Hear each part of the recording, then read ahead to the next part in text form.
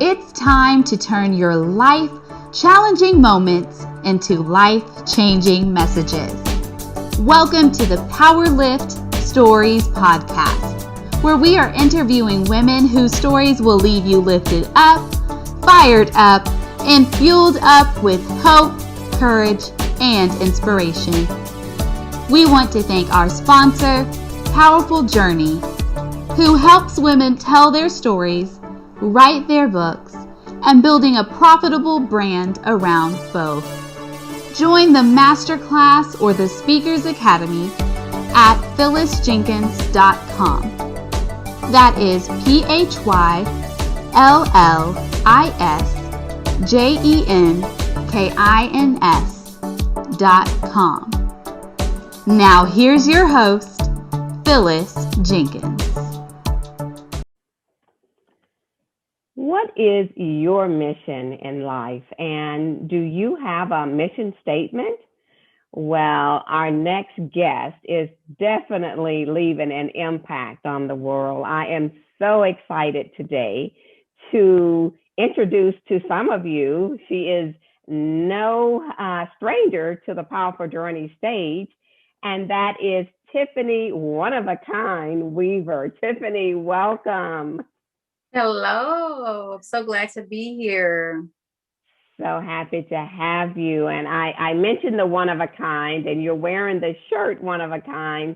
So I'm just going, I am going to ask you to just share with our listeners just quickly what the one of a kind stands for. Well, one of a kind, it started out as me as a model, and then it turned into a mentor group, and now it's like a full-blown organization. But the whole meaning behind one of a kind is just to remind us that we are fearfully and wonderfully made, created in God's likeness and his image. And because of that, each and every one of us is one of a kind. So I just take ownership of the name, and I'm one of a kind Tiffany, and have been rocking this name for about 15, 20 years. That is great. That's great. Well, I mentioned to you that Tiffany has been on the Powerful Journey stage. She has gone through the Authors Academy as well as the Speakers Academy. So that makes her an author and a speaker, but she is so much more than that. Tiffany is a wife. She's a mother to two beautiful daughters. She is, an author and a writer from her heart, and her platform just continues to expand. So Tiffany, share a little bit more about you, and then we will get into your story. Awesome. Well, as she noted, I started out on the speakers platform, and I'm now a published author. I'm an Army veteran. So when I got out of the Army, I started a mentor group for girls, and I've had that organization for about 15, 20 years.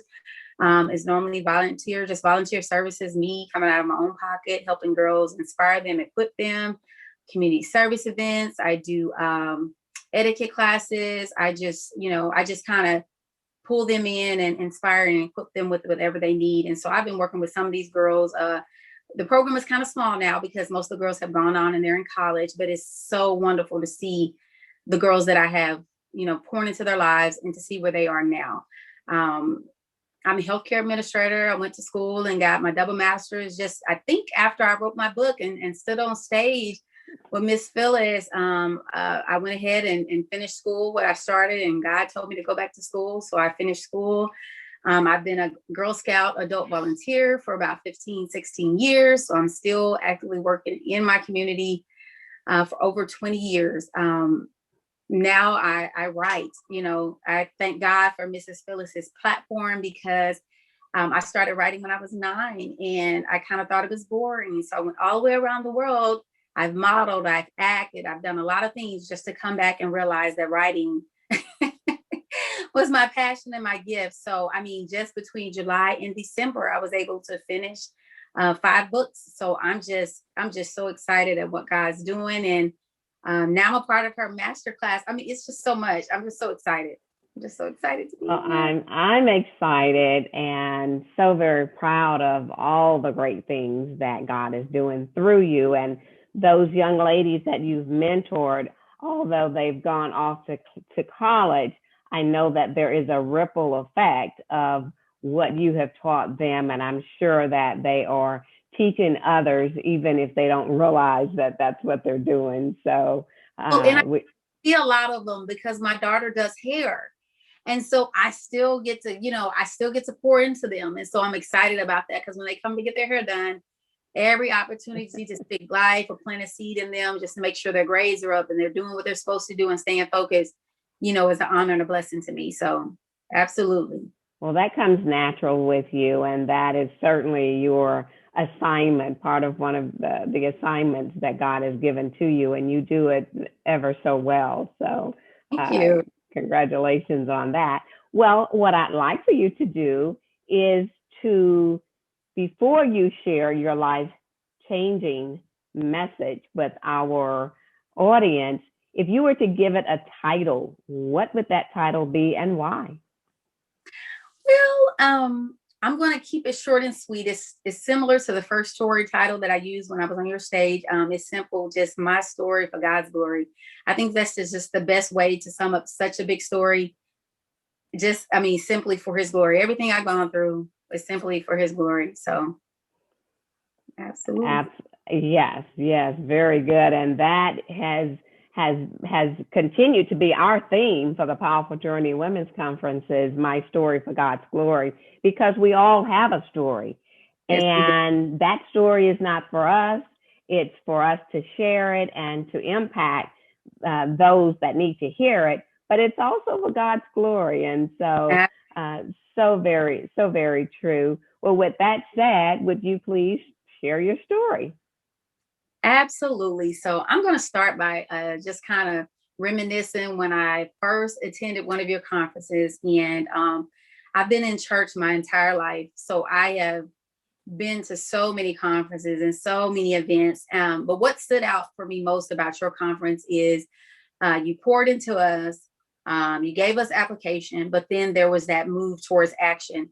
And that is one of the things that most of these events is like, you're spending all this money, you're going to conference, but what are you taking from it? And then what are you doing? And so I felt such a great conviction when I went to your conference, because at the time I had my mentor group for maybe 10 years. And I was like, I want to be attached to this, and she would be a great mentor, and I could use this for my mentor group. And then I come to the class and you're like, no, you're going to be on a stage and you're going to be speaking. And even though I had the mentor group for years, it was really behind the scenes because, it was intimate and personal. I could have Bible studies with them. I could mentor them. I could, if there was a special situation, I could deal with them. So I wasn't really in the limelight at that time. So it was a transition for me to say, okay, you're going to come back from behind this paper and you're actually going to stand on the stage. And then even more in depth in that, I remember being in that first class. And I remember what you said. You said, God showed me a wall around your heart. And so it was just amazing to me because as I began to talk about my story, I went through so much at such a young age. And I learned that our hearts are smart. So as a young child, I learned how to cope. And in turn, there was a wall that formed around my heart. And so all those years I had been going through life and I was thinking I was fine. I really didn't discuss what I had gone through. I had literally had friends for about 20 years I had went to high school with. And I ran away and came from Oklahoma in the 8th grade, and I came to Texas. And no one asked, like, where did this girl come from? You went with us in elementary school. You just appeared. And so here I am in 2016. I graduated high school in 1997. And people are just like, I didn't even know you had that many siblings, so I really kept my story, so I never used it as an excuse. I came to Texas at the age of 13, 14 years old. I was a ward of the state, but everything I had gone through before that is what really my story. So in the process of joining Mrs. Phyllis's organization, it was a conviction that God told me that I was not really helping those girls if I wasn't coming from a healed place. And so because I wasn't healed and there were some areas in my life that I need to be healed from, this was, the best opportunity that could have happened to me because it ignited a healing process in my life. So my story, my glory, my mom went to prison for murder when I was 9 years old. And so I stand on stages all the time and talk about a lot of the things that I experienced. But since the standing on your stage, I recall God telling me maybe 2 years ago, he said, I want you to research your statistical data. And that's when I learned I am a they call it a poly victim. And that means a person, and often a child, that has experienced multiple streams or forms of abuse. And so, I think it was about 8 pages of statistics, what they had to say about me. So it was, I had stood on stages for a while, but to see all of the horrible things they had to say about people, children like me, who had experienced multiple forms of abuse. And I stand on stages and I talk about the severe abuse and, being taken out of the schools. And I can remember standing in class as a young girl and pictures being taken of me of just, right before the police come and they take you. And I remember waiting at those group homes, waiting for the foster family to take me. And it was something that I was not even good enough for the foster families to take me. So I suffered a lot of abuse. And a lot of times we don't understand, when the parents do the crime, the kids do the time as well. So you got children who have been severely abused, multiple forms of that abuse, from sexual, just all of the things. I just remember one incident when I was locked in the closet and I got to get out, and I went to this carnival and I entered a pie eating contest and I won.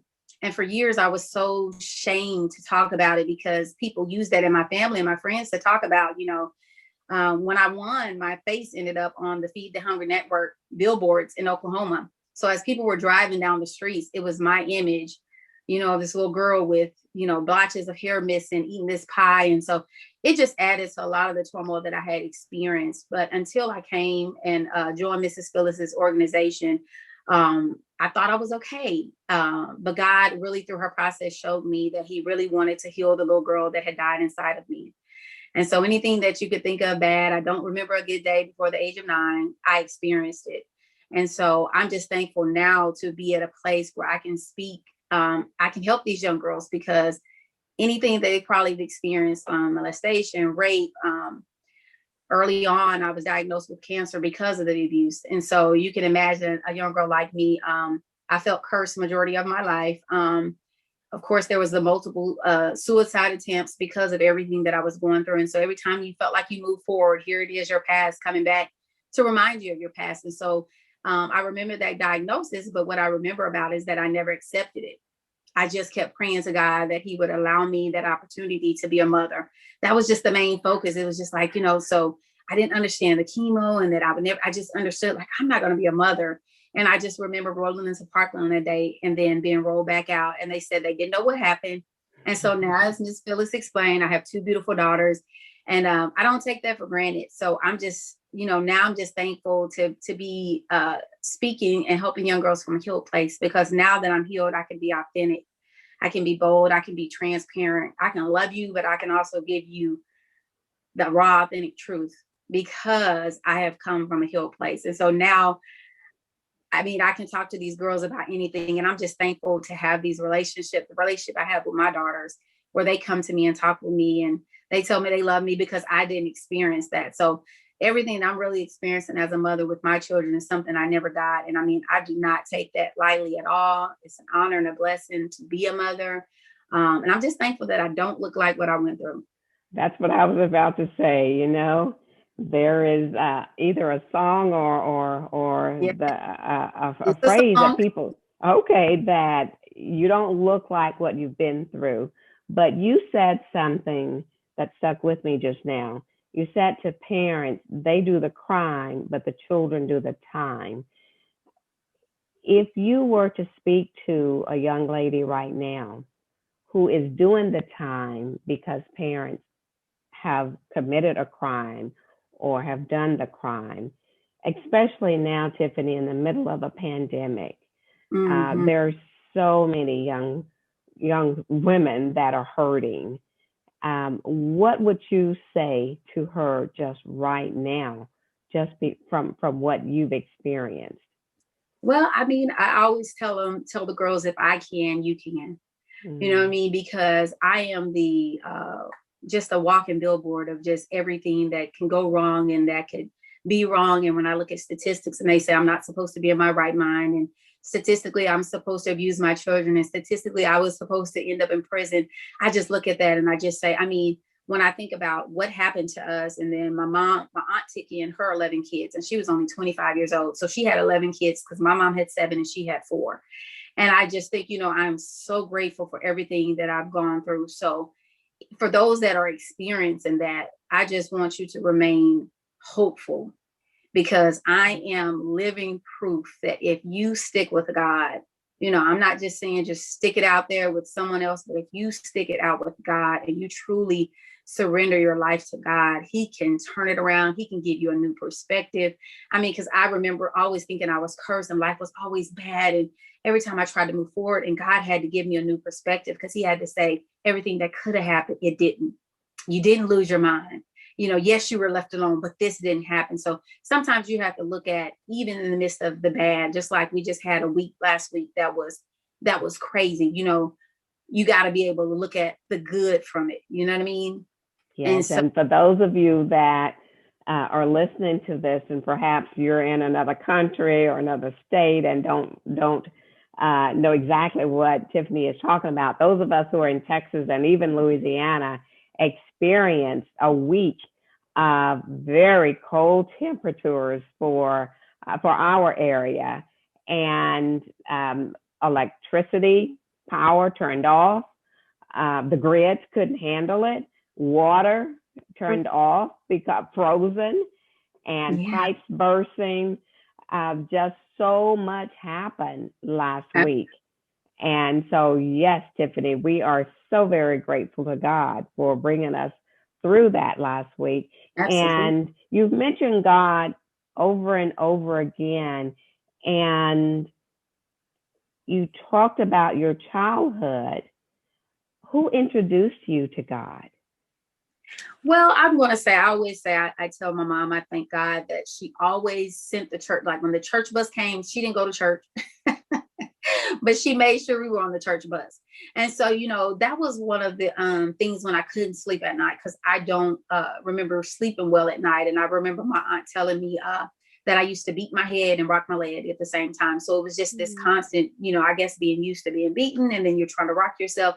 So I used to beat myself and rock myself at the same time. And that's how I would go to sleep, So I realized that it was always something, when I went to the church, it was something that was comforting when I was at church. And so for me, it has just been, I don't care, when I was in the Army, when I went off to college, I tried to make sure that I was connected to God and just near to Him. And I'm not saying that I always lived right and always made the right decisions, but until like the last 6 years when I completely surrendered my life to God. And that's because I realized that trying to do things my way, when God had a calling on my life, He had chose me for such a time as this. I just sent a message to Miss Phyllis about who I remind myself of in the Bible. And God has showed me Joseph, because so much happened to him when he was young. But just like my story in my first book says, it was all preparation. Sometimes you don't understand what God is taking you through. You don't understand why He chose you. I remember I was 21 years old and I asked God, why so much suffering, so much pain at such a young age? And I remember the Spirit telling me, because people are still being crucified so other people can be saved. So sometimes it's simply not about you. You know what I mean? So I just always found comfort in my stepdad told me, he said, God wanted me to let you know that because you didn't have a mother and father, He was your mother and father. Mm-hmm. And so when I could sleep at night, I knew it was God, and just, when I just look at now, because even amongst my siblings, some of them are on medication. Some of them have fell into those statistics where they say a mental illness, and I just look at God and I'm thinking, oh my gosh, you know what I'm saying? It could have very well been me. So I tell my husband the other day, I was like, okay, even when I lose my phone, I'm like, okay, Lord, keep my mind. Keep my mind. Like, you just misplaced your phone. And I'm like, Lord, keep my mind. And so me and God is just, how we say His favorite. I feel like I'm His favorite. And I can say that because it has not always been good. You know what I mean? Mm-hmm. And that's when you're the favorite, when it hasn't always been good, and you can still say, I'm sticking with God. I'm on His favorite. Yes. That's good. That's good. What an amazing story. Now, you've mentioned your book, and actually you're the author of several books. Let's talk about briefly, just share with our listeners the books that you've written and give an overview of each of those books, please. Okay, so this is my first one, and this is the book that I stood on the stage. I love this book because it was the first step, in the process of where I am today. And so that healing is so necessary. And as I noted earlier, I did go back to school and I got my double master's, and one of my master's is in healthcare administration and management. And so now I understand the full capacity of healing from the spiritual side to the physical side. You know what I mean? Because there are so many things that you don't understand when you don't process your emotions and how you're feeling, whether it's anger, grief, forgiveness, whatever you're harboring, you don't understand how it impacts your body. And so I thank God because I was the first in my family to speak openly about things that we had endured and gone through in our childhood. And when I spoke about it, I didn't get the claps and the hoorahs, but I eventually did. And I'm thankful that I did what I needed to do to get my healing. And I will tell you that sometimes your healing you won't get an apology. Sometimes you're going to have to forgive with no apology, and that's a part of the healing process. Because forgiveness it comes from it's for you. It's selfish. It means I'm going to forgive you so that I can release you from me. So Exactly. I'm thankful for this. So I discussed some hard things, and this book was not to bring shame to anyone, because I bring glory to God for the mother that I see, that I love now and I have a relationship with. I can tell you, before I wrote this book, I did not have a relationship with my mom like I do now. I literally would have to tell myself, send reminders to say, call your mom. And when I tell you, as a result of this book, when she first read it, she wasn't happy about it. I literally talk to my mom almost every day now. Praise So God. what I just, I feel like us as African Americans and all of, we have to become more comfortable talking about uncomfortable topics, because we need to get our healing. It's so necessary. So that was the first book. It is necessary. Now, Tiffany, for those who are riding in their cars and they're listening, what's the title of the first book? The first title is My Story, The Good, the Bad, and the Ugly, Preparation for My Destiny. You have got to understand that when God is in it, he can make it all work for your good and his glory. So this what this book is about, is realizing that it was all working for my good and I had no idea. So I'm thankful for that. My second book is Every Freckle on My Face. Now, this book, it's not specifically about whether or not you have freckles, but that was my thing. My mom, we have a lot of Caucasian and Indian in our family. And, it's like, I was abused the most. I was the most neglected. Now I got the red hair and the freckles.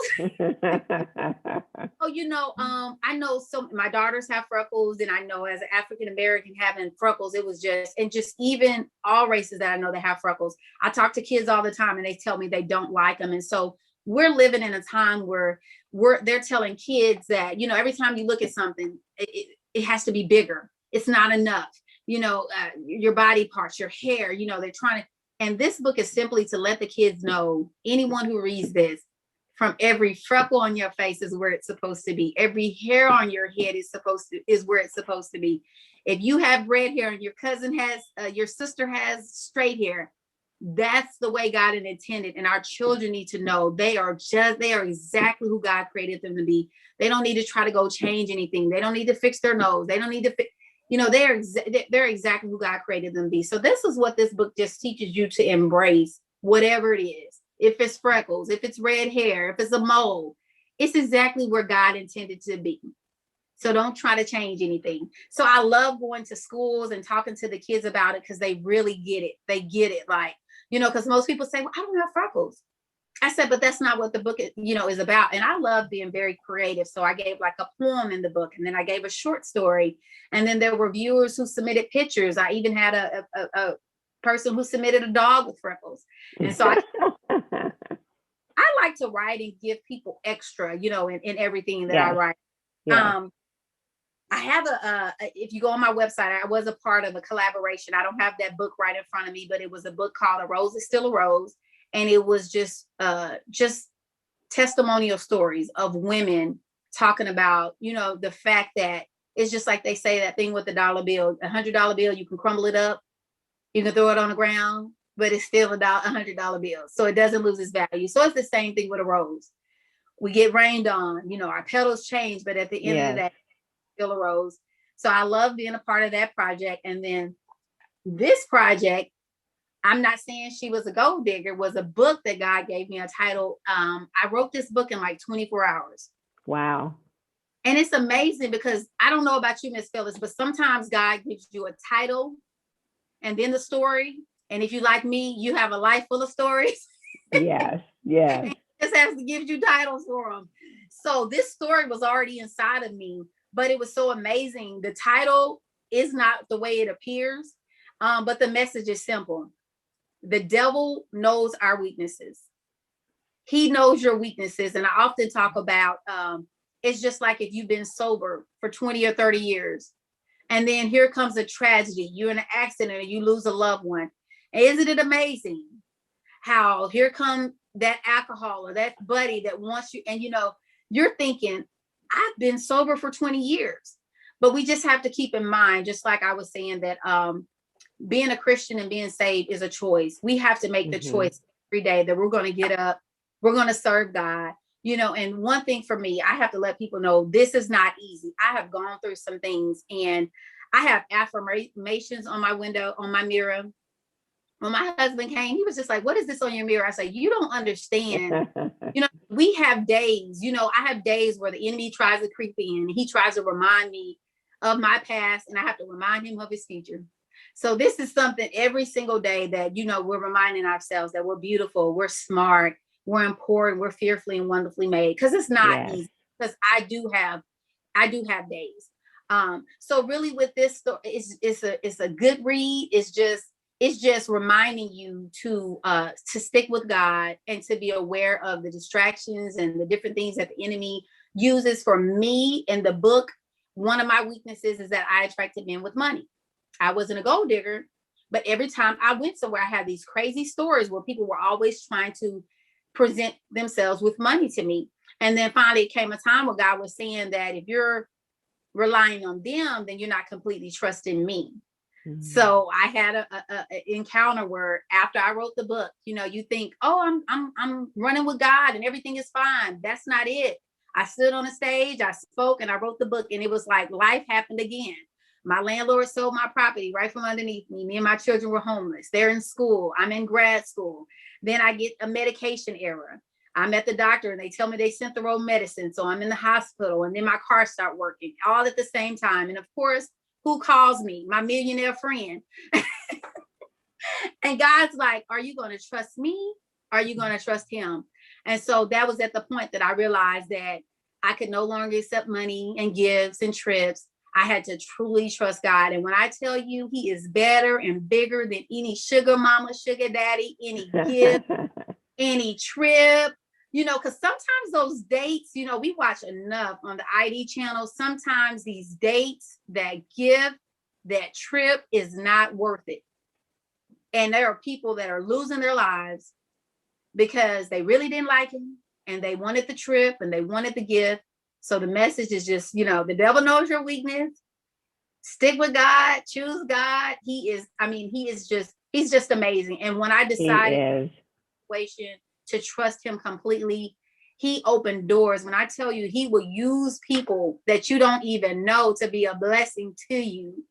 That's why it's just best to stick with God. That's all I can say. It's so well, that is a great message. That is certainly a great message to stick with God, to put God first, to trust God, and to be obedient to what he is calling you to do. So what an amazing story, and for an amazing young woman you are, Tiffany. And I just would like for you to share with our audience how they can stay connected to you, how they can get your books, and how they can follow you. Absolutely. I do. I don't have these books, but they are going to be available March 1st.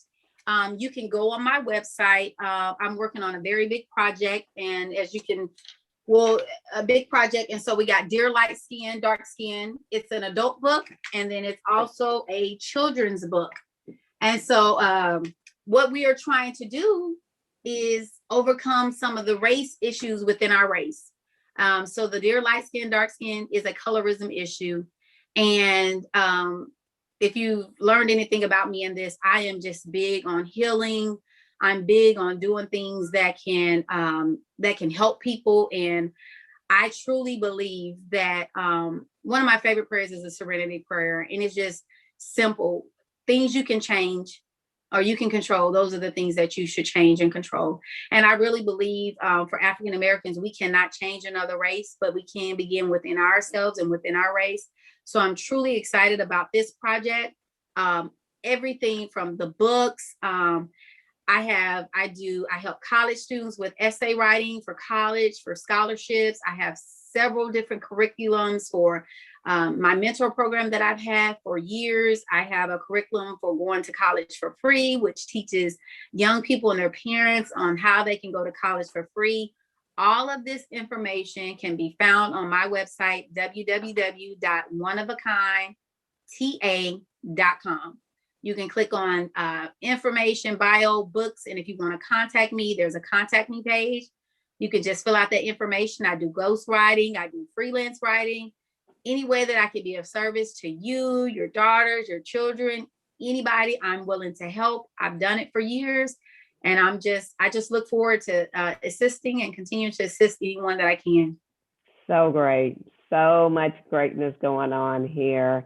And we will have all of her information in the show notes so that you can stay connected and follow all the great things that Tiffany is doing. So Tiffany, as we are closing our interview today, you've stood on stage and you've shared your amazing story, and you had just an audience of women, a sea of women as far as you could see.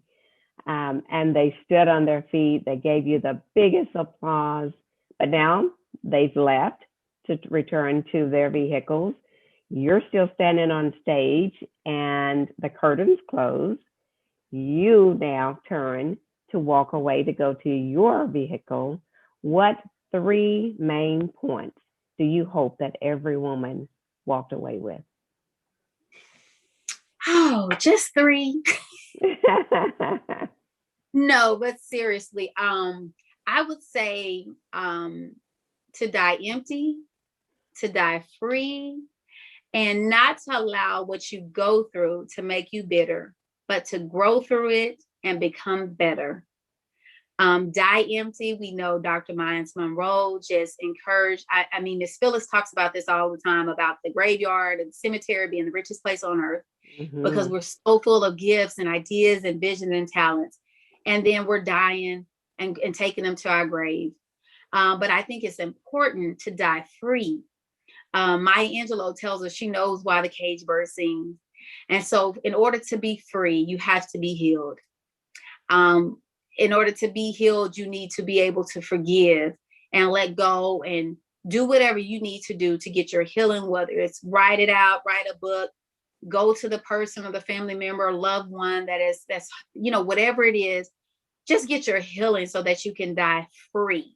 I think that's one of the things God wanted to show us when he went to the cross. I recently wrote a book called Church Hurts, and he made me go back and add an entire chapter. And he just reminded us the reason he rose with all power, because he died with it first. He died before he hung his head and died. He said, forgive them, for they know not what they do. Yes. So forgiveness, obedience, love, God is love, is so powerful.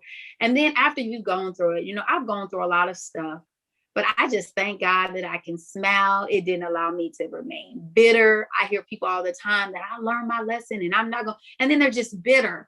It's like, so whatever you go through, just remember God allowed it, then it's ultimately working out for your good and his glory, and allow it to be better so that you go into the next situation. Don't take that old baggage into your next relationship and your next friendship and your next opportunity. Grow from it and become better. So those are the three things: die empty, die free, and grow better, not bitter.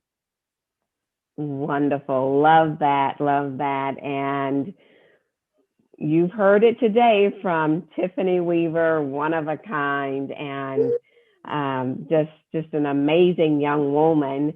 I want to say to you that if you haven't registered yet for our Powerful Journey Women's Conference, it is approaching really fast. It's April 16th and 17th. And you can go to my website to register. It's phyllisjenkins.com, PhyllisJenkins.com. Register either to be in person or watch us virtually. And you will definitely be in for a treat that will impact your life for many, many years to come. Tiffany said she's proof. She's going to be a part of the conference as well. And we are so excited and looking forward to it. And Tiffany, thank you again for coming on. And we just look forward to following you and seeing all the great opportunities that God is going to continue to open up for you. So thank you again for being here today.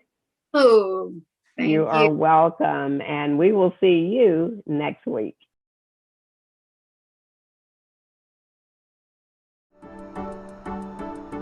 Thank you for joining us today. If you are interested in being on the show, go to phyllisjenkins.com. You can also sign up for the Powerful Journey Masterclass or the Speakers Academy at phyllisjenkins.com.